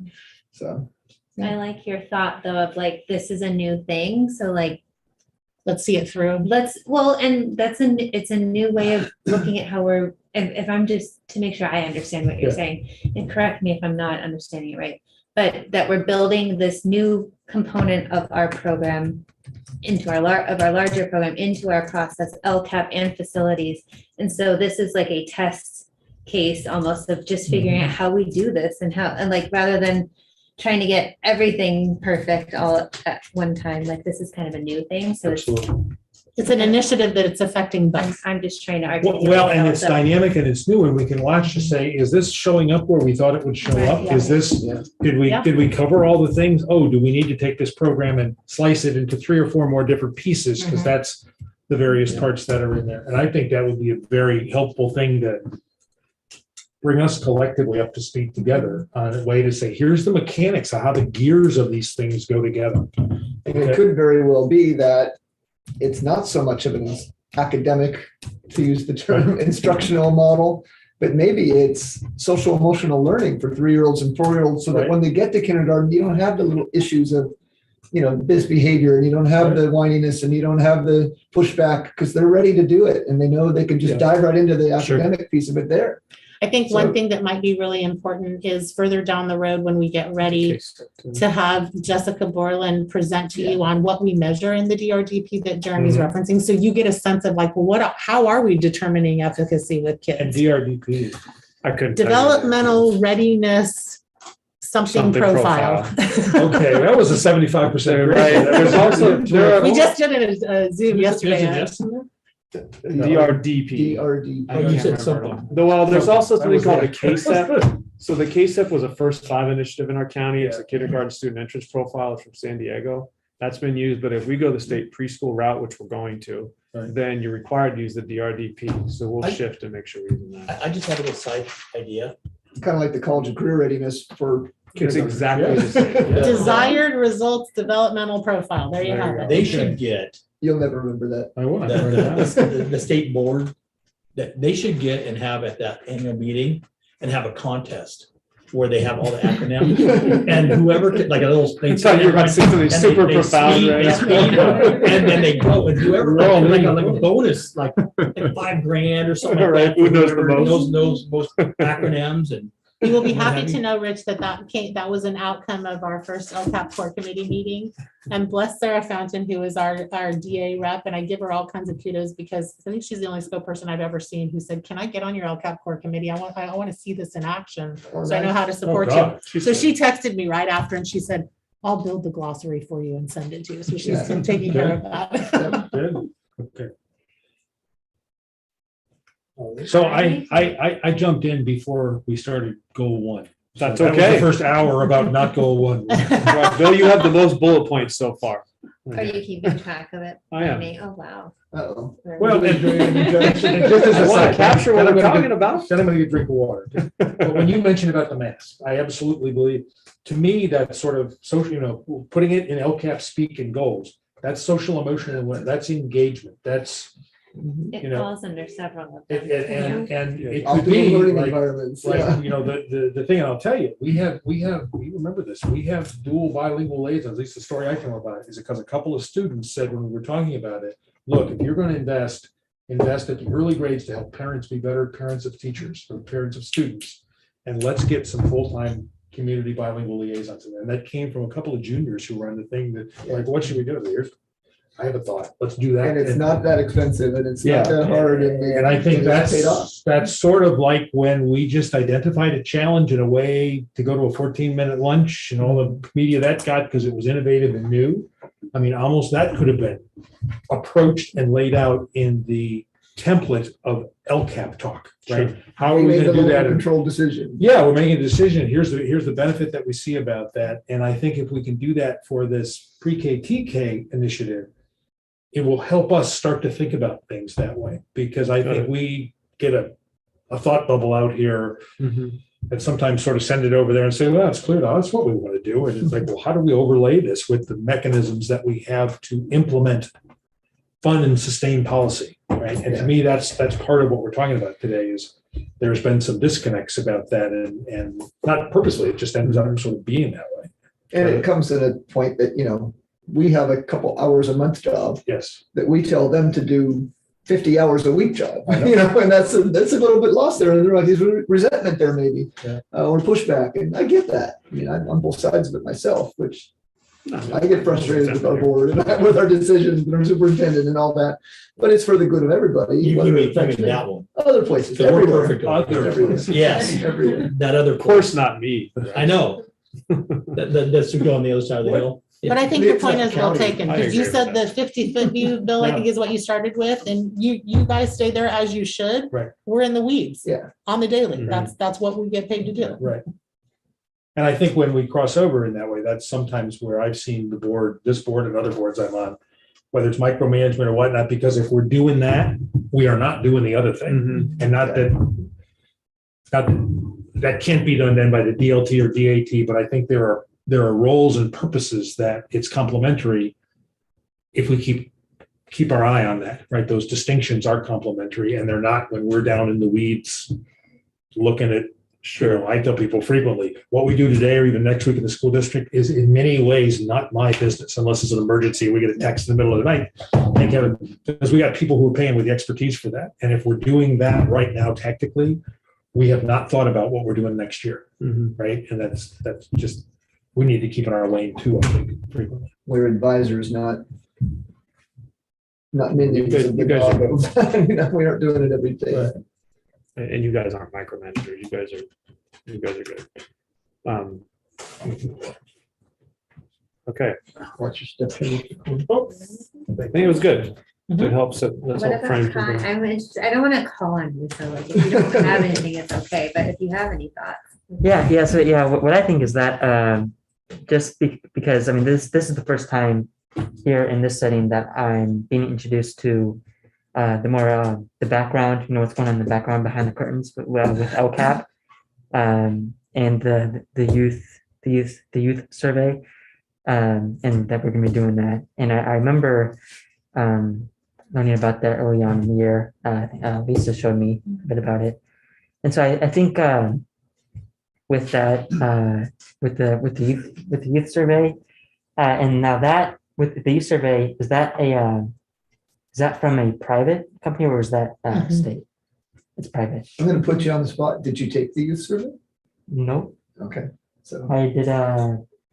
some teachers are pushing it out. They're giving it as extra credit. They're doing it in class, whatever works out, but not your fault necessarily, but it should have been offered to you at some point. So. Yeah. I'm gonna forget if I don't ask. Is that survey, is it anonymous? Or do they know who it is? No, it's anonymous. Okay. I mean, grade levels and things like that. But It doesn't say it was, But it doesn't say put his like- name on it. Gotcha.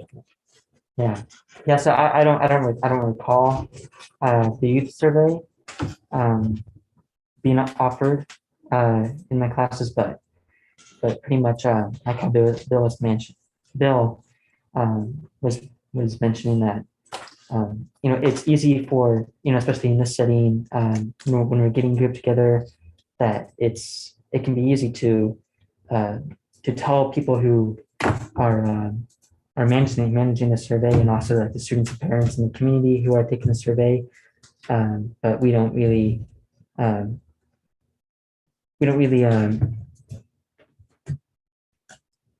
like how you were saying, like how you guys tell people, like you guys spend a couple hours a month on this, and then you tell the people who are working at 50 hours a week. And so I was just comparing that on how like having conversations like this, what we're doing now is definitely one of the most helpful things that we can be doing.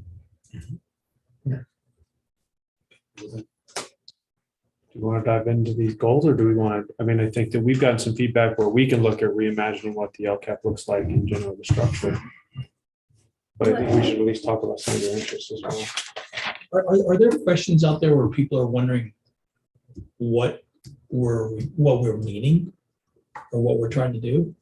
What do you mean, Rich? Well, where they're not sure what we're trying to get to when they look at our board goals. I mean, we kind of put them together, so we kind of think we know what it means pretty well, but are there things in here that people aren't sure what we're referring to or trying to accomplish? I would say other From than that- the from that LCAP bigger committee, view. nobody's probably seen our board goals. Well, no, It's you did, available, but it's probably not sent to every family. It's probably not in a big discussion at a site council meeting, anything like that. I wouldn't think it is, no.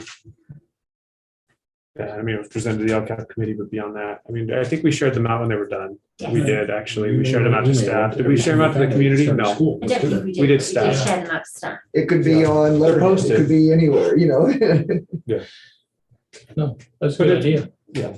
I mean, maybe we, Well, they're part of the board packet, so that goes out as well. Yeah, people can find that if they want it. Are they on the website, like under the school district and school board? As part of the packet, so when people look and see what's on the packet, but you could maybe put it.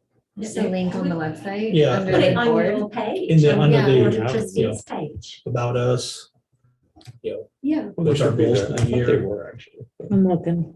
That was too. You know, actually, where they had a little thing where they have a little board members, whatever, maybe that's one of the things, it's right there. You know, what are our goals They for the should. year? They definitely should. That's a good idea. The governance handbook, there's a link, and I think they're at the beginning of the governance handbook. If you scroll down under all of your city halls. Pushing it. Yeah. I mean, I think this and maybe one other thing, push it out in a superintendent and president of the school board email to every single family.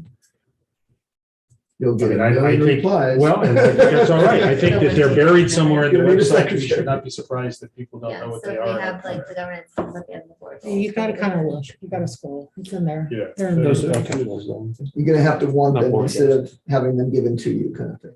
But you have facilities like, oh, this is old, continued implementation of the old. 2016 general obligation bond facilities project is connected to Wouldn't be hard to the do. LCAP. They're not there. So, Yes, I agree. so But Well, Adam, to email them out to all our families, with a little letter.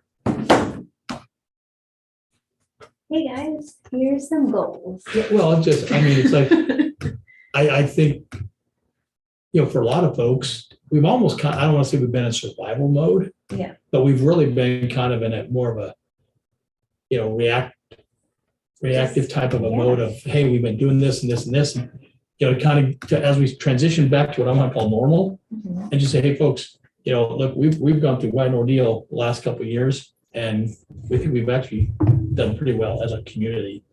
And, you know, there are things that we always can do better at, but just so you know, hey, these are our board goals for the year and what we're trying to get accomplished. And, you know, I like that idea, Bill.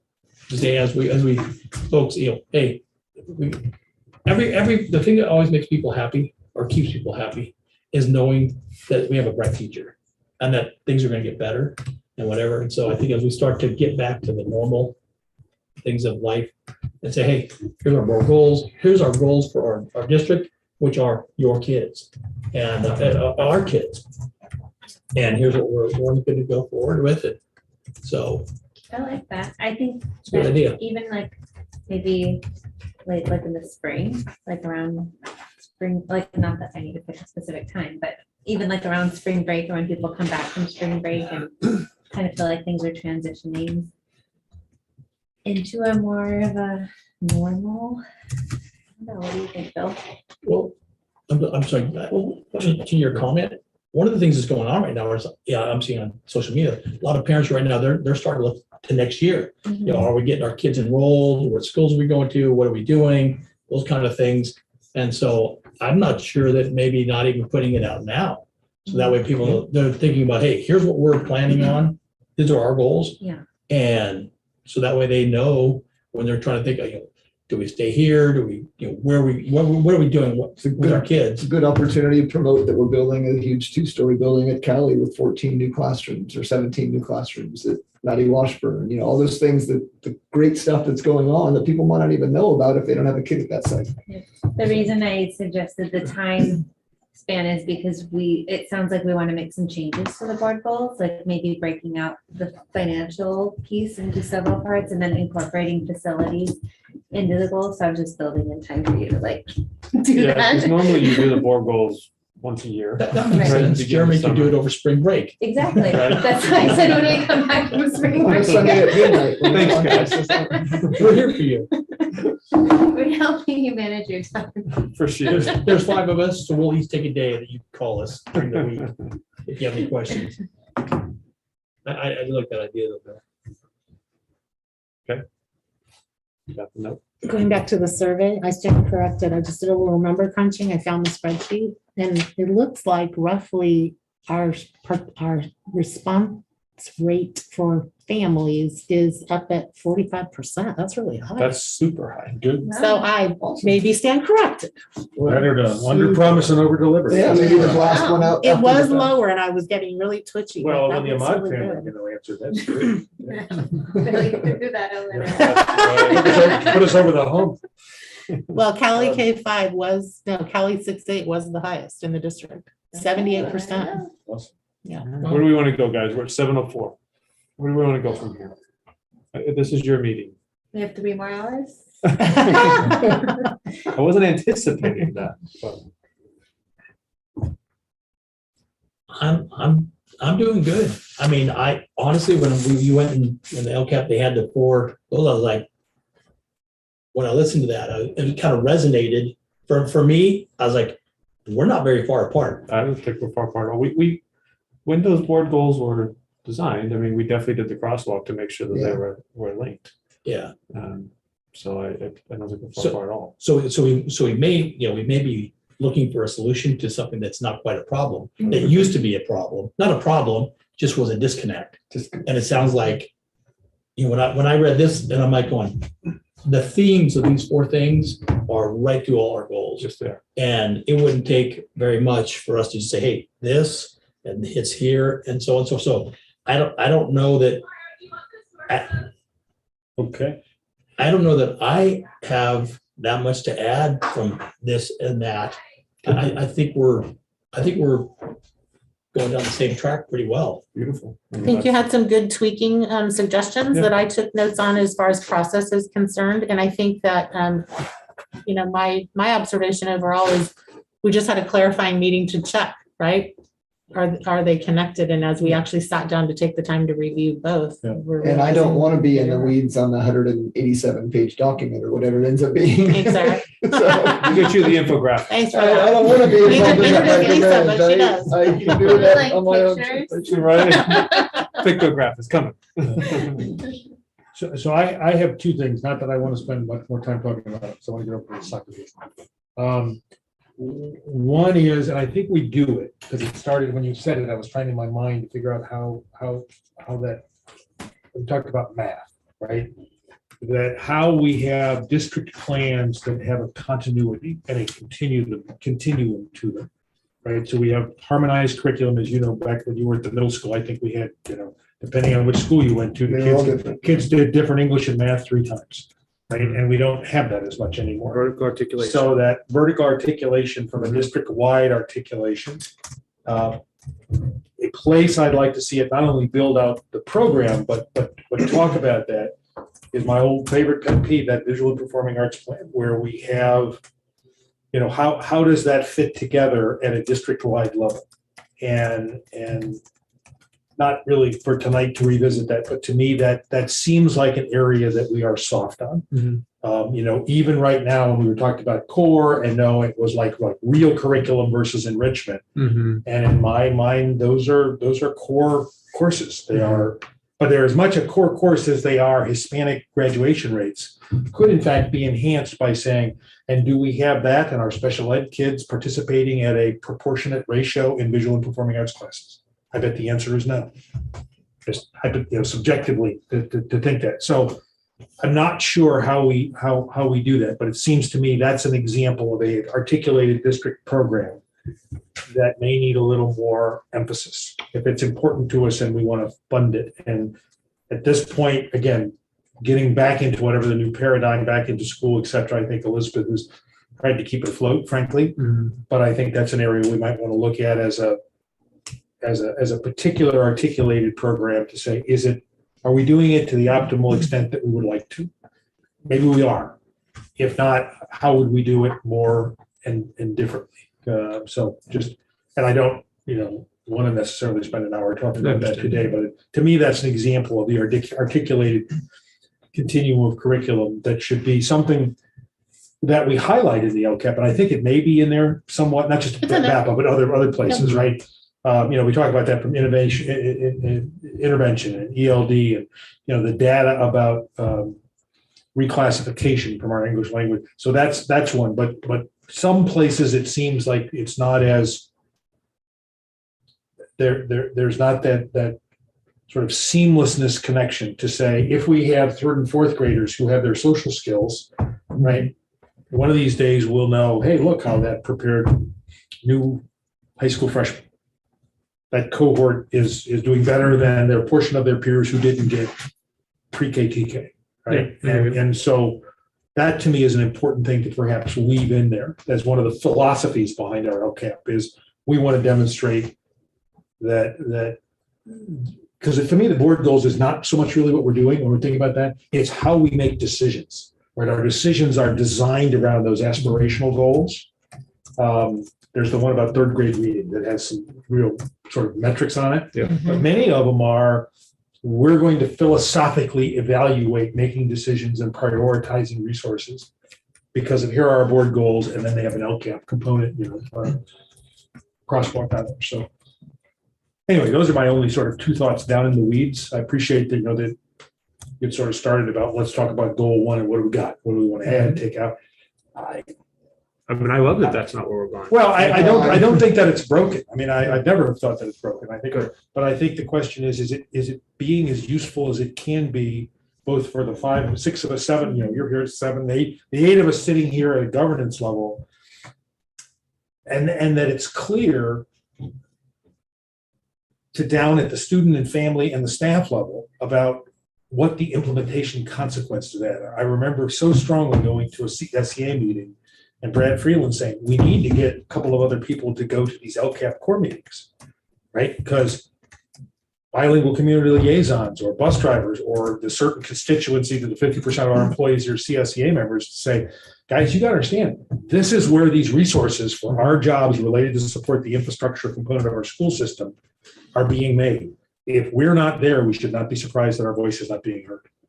And of course, that was a new way that the voices were being heard from people who were senior enough to be sitting at the union table at the union meetings. Were like, no, this is like categorical funding. What is this we have to do now? So I'm rambling here, but it's good. That's what it is. Okay, so I really love how you've been articulating things today because I think it makes a lot of sense. Just today, It wasn't that cup. No, but so a thought that came to my mind when you were talking was the crosswalk between facilities and the Lcap, and like we have rooms for music, we have rooms for art, we have stuff. So if we don't there should be a crossover between the program component, right? Like if it's not, does that make sense? There will be a program component that is reflected in facilities master plan. That has to be. But I mean over in the Lcap. So the crosswalk between the two. So if we have a space for something, it would seem that there would also be a programmatic component that's reflected in the Lcap, and maybe that could be a way that we think about it. And VAPA could be the same way we're going to be doing pre-K for the first time. We maybe VAPA is kind of another area where we're just thinking about that as how is that built in, and we're kind of looking at exploring where that is reflected in different places. Go ahead, I'll be next. You're- I was going to connect all these. I I love you run a good meeting. You preside. And you hold your hand up as long as you'd like. And No, else will speak. Well, no, I'm just trying. As long as you don't say marching band. I'm on your 10th page. Go ahead. I was looking to see if it had a little screen on there.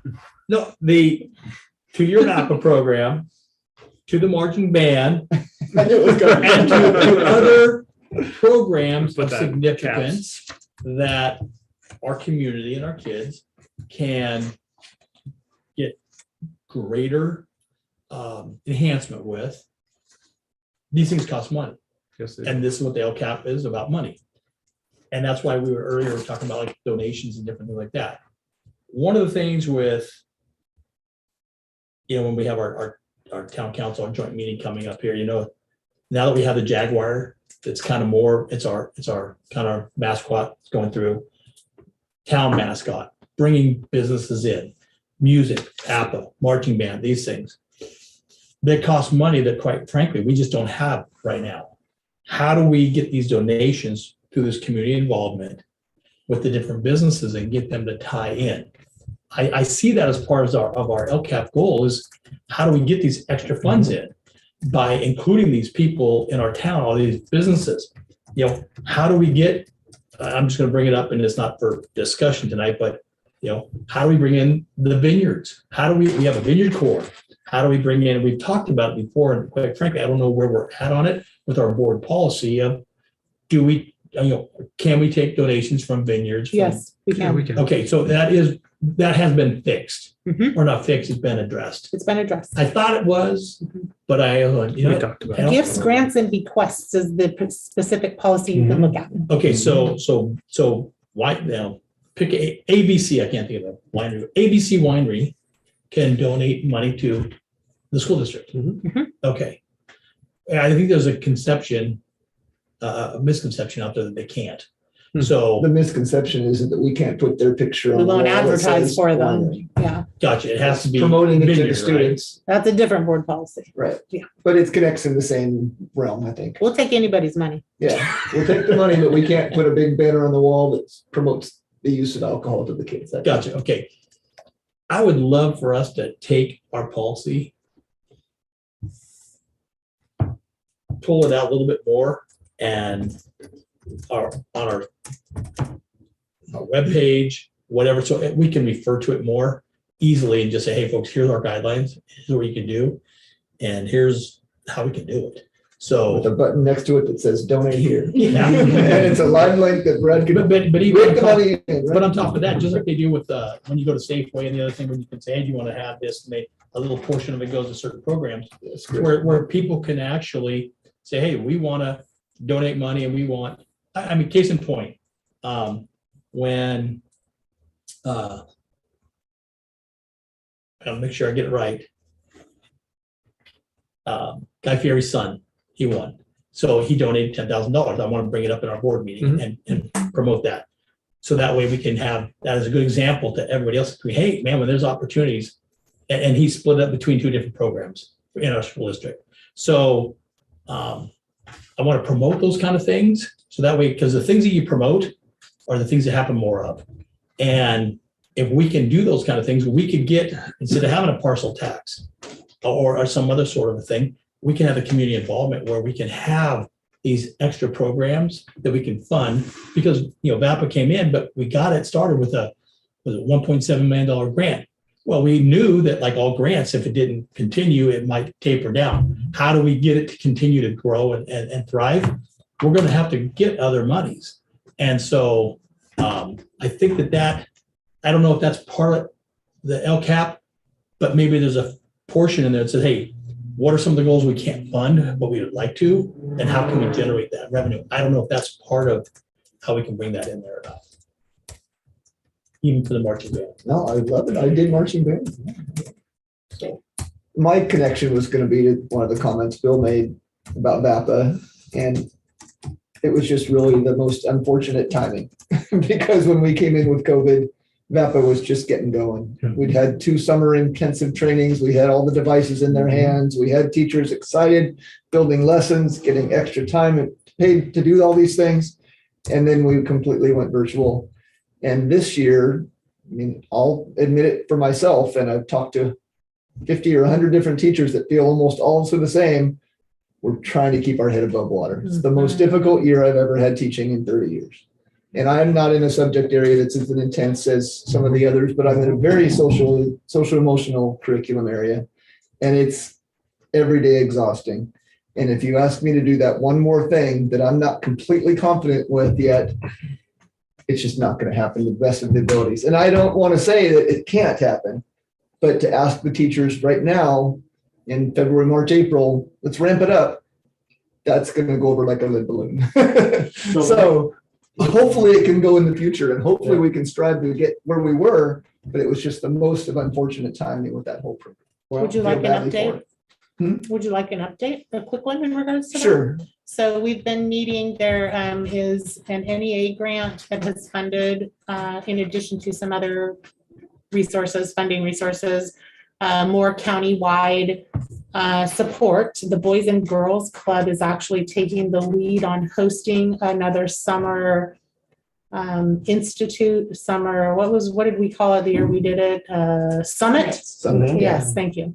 And we are inviting, there are 4 partner districts that I've been meeting with. So Bellevue, Rincon Valley, Cloverdale, and us, I believe.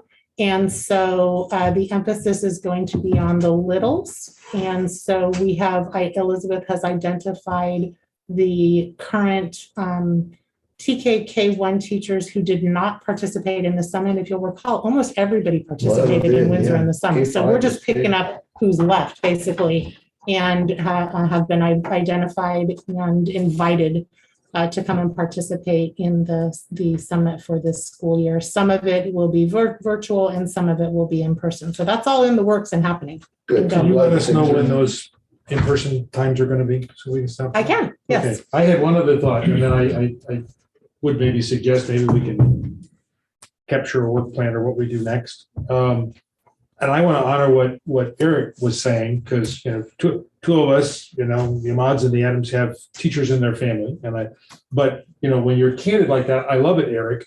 Is that an area that we should emphasize into our LCAP? Right, one of our goals is optimal work environment, and get to recognize that our local control accountability plan and funding allocation may be to say, sort of like masks with little kids, to say teachers, classified staff, team, what do you need new as we're going to pivot into a new school year?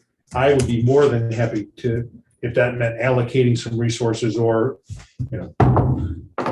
looking at how reserves may have bang for the buck for that. See, to me, that's the kind of agile LCAP to say we got those sort of things in there. If we were going to put one-time or short-time money in there, would, in our view, that be put into the LCAP? We did this year, actually. Did we? Okay. Yeah. I would say that the day that you used to transition from one of those emergency fire days or smoke days to make it a 4-day weekend, I bet I saw 20 Windsor staff comments on Facebook like, "We rock, our district is awesome, they gave us this extra day off. We needed it so badly coming back from winter break and everybody was sick and all the things that were happening." That little stuff makes a huge difference to the staff. So there's the application, identifying it as a need or a program or a priority.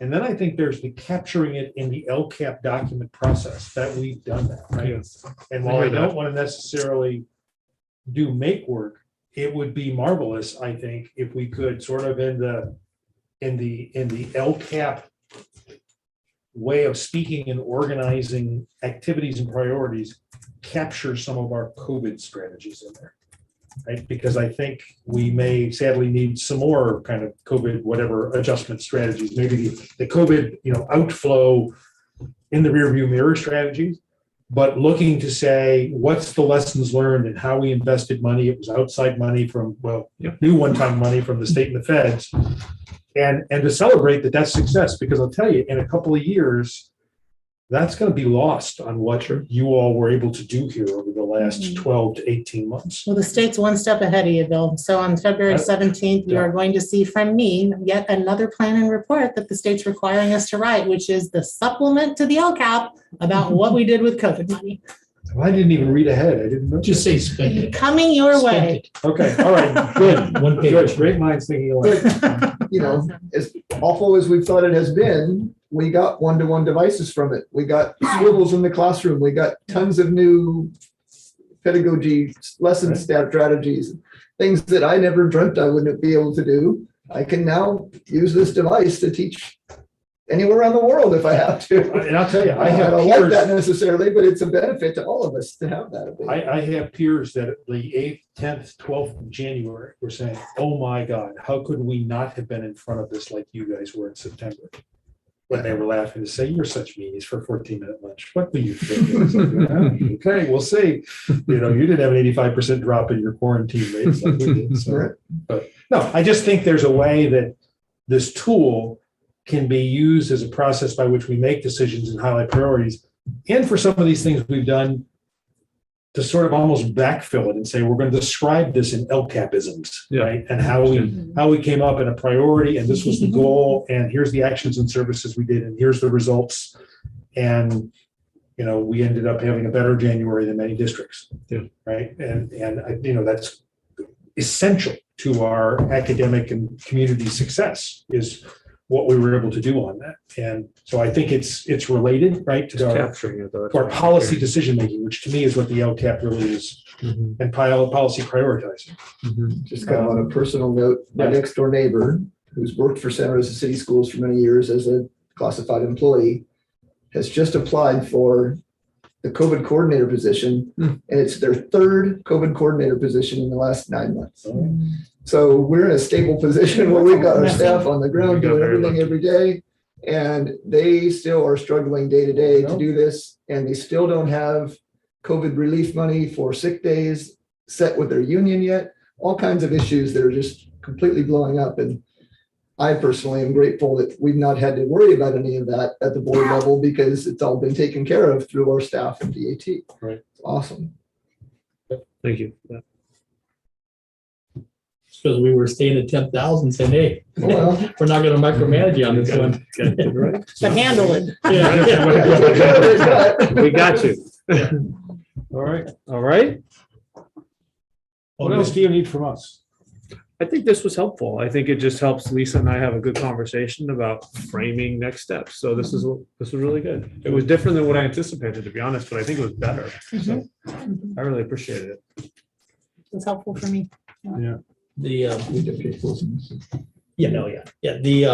as far as our agenda goes, kind of want to circle back, if you guys don't mind, to really, it's not adjustments to the agenda, but anyhow, we're going to have the joint town council meeting, and it was supposed to be Zoom, but we're supposed to lose our masks next week. So They're going to probably dictate it, Rich. what's that? They're going to. Is it them who wants to do Zoom? They want it to Zoom, yeah. Oh, They're not doing anything in person at the moment. They have never. What's the date for that? And then March what's- 3rd. Okay, I hope. That's what I thought. They're not working in their offices. No, they still haven't come. They never. And back. They can't share air. That's the problem. I'll I say was it out under the loud. impression that we were going to wait to meet with them until they had a full We did staff, discuss that. but it came about otherwise. So Well, Jen, because I was we going to did suggest we discuss get that together, and we delayed actually it. went on Yeah. even around Well, it. interestingly, the voter forum, because I'm running for town council, is scheduled for the same exact time. The same Like night. the League of Women Voters is putting on a forum. and it's that's- I think that's not gonna work. I for us, mentioned, then, I think. So I I thought I asked talked I the don't know League that of- decisions I can be asked them made to or change things can go it, forward. But I don't Do you know. want me to ask the I town think we should council to delay hold off? until May like we had talked about. Do you guys not agree? I'm not trying to avoid another meeting. It's No, just no, but I what think that's what productive we can come from it discussed. if they're a group of 3 or 4 with one that's already kind of somewhat, you want to call it lame duck, that isn't planning to run in the fall. Let's, if you guys don't mind, Why don't you push back with, Jen, are we talking, what, well, I'm okay with just, we okay with delaying? let's delay it. Till May? Because- Around or late May, April, May. you know, In April or May? Yeah, who knows? That's good. I feel a strong sweep. because I mean, you know this, well, the election happens on a certain day and then, 14th of April. but I mean, but at 12. At 12. Somebody How do you know it so well?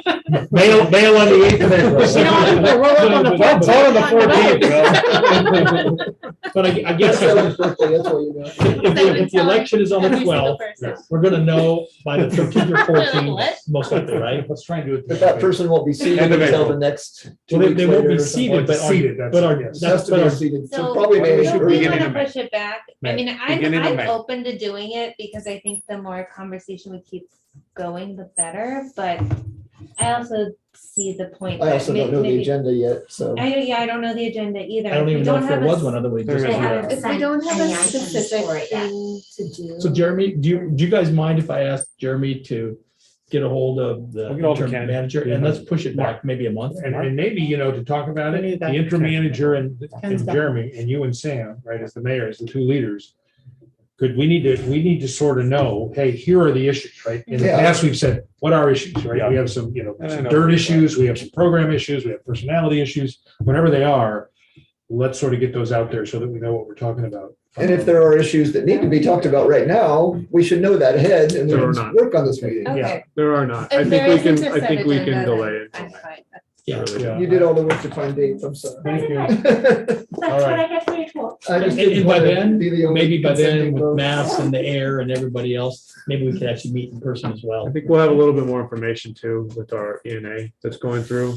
If we wait until May, we'll be able to have better discussion about Got it. logistics. Ian, what? Exclusive negotiating agreement, Yes. I think we'll have better discussion at that point. We'll know more. Yes, okay.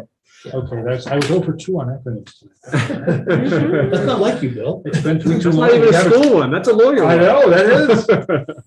Okay. Okay, Uh, thank you, guys. Thank you for. Thank you. This thank was you, good. Thank you. I'm good. Thank This you. also was different than what I thought it might be. I think it, Great. I think it was helpful from a perspective, kind of from a policy standpoint of expectations and how the tool is best used. And I think there's an awesome girls soccer game where we are going to slay the Catholics of Capital Newman. And they started, so, Any I'm gonna go home and closing have some comments, orange, thoughts anybody needs to have, bring up for future meetings or anything like that? Nope. Can I have a motion to adjourn I'll the adjourn meeting? and we are meeting next Thursday on the 17th. Yes. Second. Second, 17. Stephanie seconds, all those in favor? 4:30 next Thursday. 4:30, okay, good.